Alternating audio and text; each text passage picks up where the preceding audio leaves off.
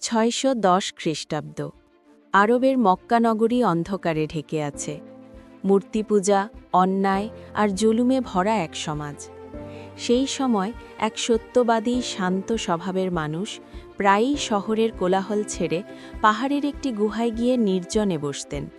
তিনি ছিলেন মুহাম্মদ সাল্লাল্লাহু আলাইহি ওয়াসাল্লাম। তার হৃদয় ছিল মানুষের জন্য ব্যথিত।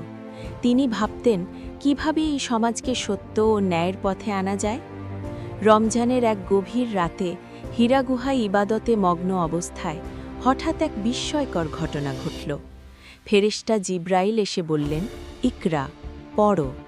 তিনি কাঁপতে কাঁপতে বললেন, আমি তো পড়তে জানি না। ৩ বার এই আহ্বানের পর নাজিল হল প্রথম ওহী, পড়ো তোমার প্রভুর নামে যিনি সৃষ্টি করেছেন। সেই মুহূর্তে ইতিহাসের নতুন অধ্যায় শুরু হল। অন্ধকার যুগে জ্বলে উঠল আলোর প্রদীপ। প্রথমে তিনি গোপনে দাওয়াত দিতে লাগলেন।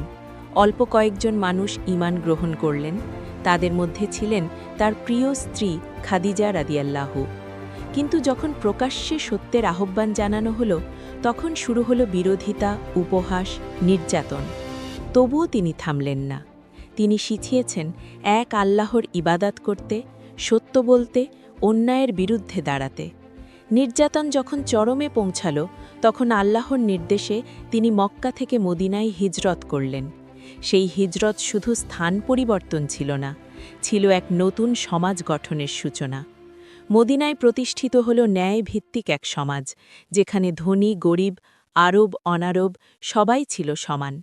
ভালোবাসা, ভ্রাতৃত্ব আর ন্যায়ের বার্তা ছড়িয়ে পড়ল চারদিকে।